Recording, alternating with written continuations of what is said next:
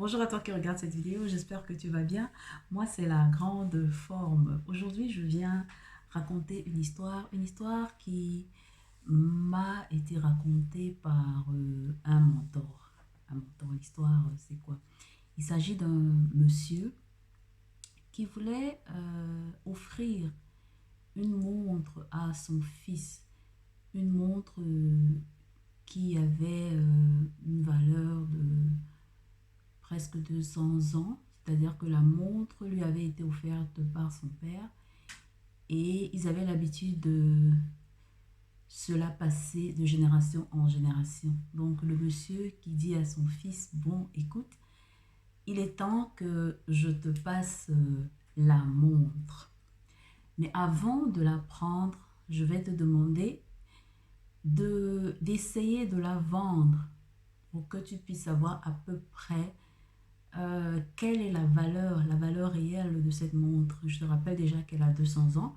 Elle m'a été passée par mon père, qu'il a reçue de son père, ainsi de suite. Donc, c'est une montre qui avait déjà traversé plusieurs générations. Donc, le fils, comme ça, il prend la montre et il se rend tout d'abord vers un horloger. Il arrive chez l'horloger. L'horloger prend la montre, il regarde, il observe, il dit, bon, écoute, la montre, elle est belle, oui, mais elle est très vieille. Donc, je ne peux que te donner 5 dollars pour cette montre. Alors, le jeune homme qui dit 5 dollars, non, mais c'est insignifiant, 5 dollars. Donc, il revient vers le père, il dit, bah, écoute, je suis allé chez l'horloger me propose 5 dollars pour la montre.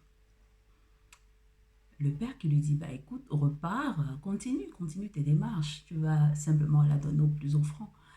Donc, le jeune homme repart comme ça vers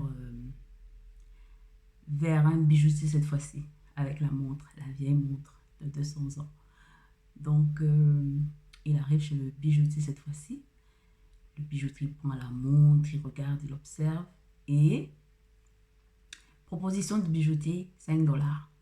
Elle est belle, oui, mais elle est trop vieille. Donc, il est difficile peut-être que je la refasse ou bien que je la revende. Donc, voilà. Si, par-ci, donc, ma proposition, c'est 5 dollars. Le jeune homme repart, il ne laisse pas la montre, bien entendu, parce que c'est insignifiant. L'offre est insignifiante. Donc, la troisième tentative du jeune homme, c'est aller au musée. Alors, le jeune homme arrive au musée et il propose la même montre qui a 200 ans. Donc, dès que il arrive au musée et qu'on regarde la montre, on lui dit, ben, sans même hésiter, nous pouvons faire une proposition à partir d'1 million. Et le jeune homme dit, 1 million, wow. Une montre qui, à deux reprises, on m'a proposé 5 dollars. J'arrive aujourd'hui, on me dit, on peut m'offrir au plus bas mot 1 million. Donc elle revient vers le père. Il lui dit, ben voilà, j'ai fait le tour, je suis allé à tel endroit, j'ai eu droit à une proposition de 5 dollars. Chez la deuxième personne, 5 dollars. Et lorsque je suis arrivé au musée, c'est plutôt 1 million que j'ai eu comme proposition. Alors le père te dit, oui, justement, j'ai voulu que tu essayes de faire le tour, que tu essaies de faire cet exercice pour que tu comprennes exactement. Donc, pourquoi je partage cette histoire? Parce que cette histoire a une morale. Oui, la morale de l'histoire, c'est quoi? La morale de l'histoire, c'est que les deux premiers endroits où le jeune homme est parti pour poser la montre, c'était à des endroits où on ne connaissait pas la valeur de la montre. Une fois qu'il s'est rendu au musée, le musée, connaissant la valeur réelle d'une montre de 200 ans, automatiquement a compris la valeur de la montre qu'il proposait et a commencé une première offre à hauteur de cette valeur. Donc, ce que je veux partager aujourd'hui, c'est que si tu es au mauvais endroit, forcément, ta valeur ne peut pas être perçue comme il se doit. Parce que pour pouvoir réellement apprécier, il faudrait que la personne ou alors l'endroit où tu te trouves reconnaisse ou alors ait idée de ta véritable valeur. Donc, tu es dans un travail, tu es un entrepreneur. Dis-toi qu'au niveau du travail, je n'ai peut-être pas cet avancement, je n'ai peut-être pas cette opportunité qui se présente simplement parce que ma valeur réelle n'est pas reconnue à l'endroit où je suis. Il est peut-être temps que je le comprenne et que j'agisse en conséquence. Au niveau de l'entreprise, c'est pareil.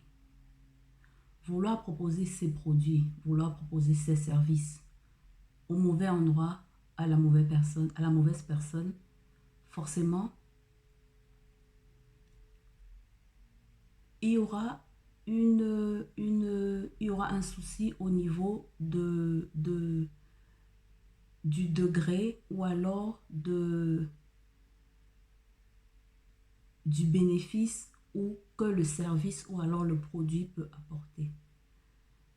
Donc, il faut tout d'abord, à la base, connaître sa valeur et se dire que nous ne sommes pas là pour servir tout le monde.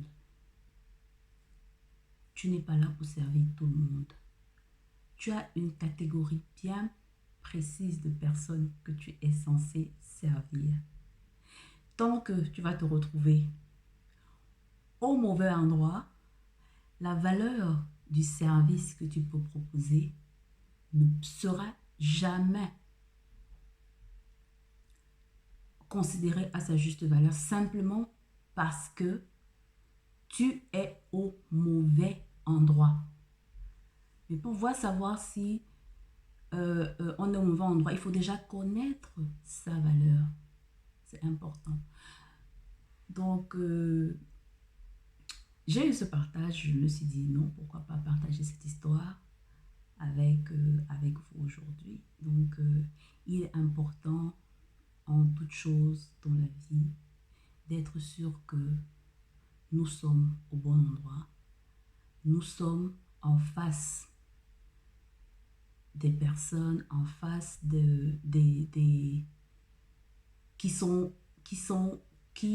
qui maîtrisent réellement la valeur de ce que nous pouvons apporter, soit professionnellement, soit sur le point de vue des relations, soit spirituellement. Il faudrait être au bon endroit pour être réellement apprécié. Donc, c'est le petit partage que j'ai voulu faire aujourd'hui. Je souhaite à tout le monde une bonne journée et à très bientôt. Bisous, bye bye, je vous aime.